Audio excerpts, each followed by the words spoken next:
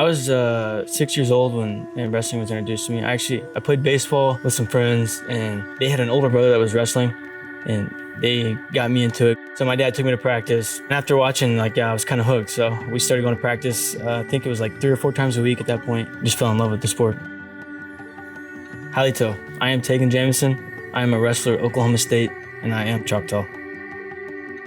Dad's just been in love with the sport since I was young. So he's always read up on things I should eat, how I should train. I've looked up to my father my whole life, so definitely him being into it probably helped me even fall in love with it faster and more. But I'd say it really became a serious decision or thought when I hit high school, because I stopped playing other sports at that time. Me and my mother moved an hour and a half to Texas so we could have the best coaches I could that was around me without getting up and moving hours and hours away. My mom sacrificed her time with my dad so that I was able to have the best coaching that I could. At that point, it becomes really serious that you're going to pursue a lifelong dream and career in wrestling for college.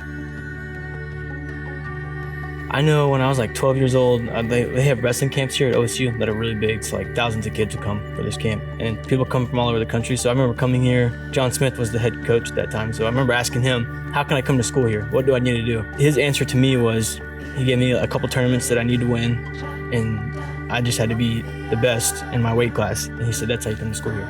So after that, I made that a goal. We have 3 or 4 super big tournaments in high school that are national level.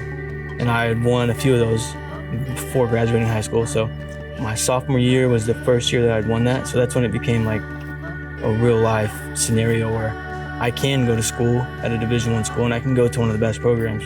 If you win those, then you really have a pick of where you get to go to school at. I'm also a first generation college student. I came to this school to wrestle, but obviously it's not just wrestling. So I have to balance school with it. With the homework side of it comes studying, obviously for exams. Also, you have to find time to be able to eat, go to our trainer for recovery, then sleeping, keeping the right sleeping schedule. And then especially on the weekends when we have competitions, we're gone for 2-3 days at a time sometimes. We're cutting weight throughout the week. It's definitely something that takes a little bit of time to figure out the best routine and schedule for you. Finding time to do it all was a struggle. It gets easier. Definitely take it serious. Don't think because you're young that you can't get significantly better. And you want to give yourself the best opportunity you can. I'd definitely say make sure that you're working hard. Don't cheat yourself. I have vitiligo, and it's an autoimmune disease. It's basically where your body is attacking your melanin cells because it thinks they're foreign. So I have certain spots that are white. Growing up with it was hard for me just because I'm different, and I tried to hide it majority of the time. It's taken me my 22 years, my whole life to live with it, accept it, and then embrace it. And I'm still working on the embrace it side. It makes you almost mentally tough in a way. Words can't hurt. And even in college now, it's the number one factor that's coached outside of being physical is mental toughness. Being Choctaw, just thinking back to the warrior side of it, that's something that I try to hold on to. So before stepping onto the mat to compete, you have to find a happy medium in your heart rate, your mental state, and staying loose and warm, keeping your muscles activated. Having clarity in where you're at, being present in the moment.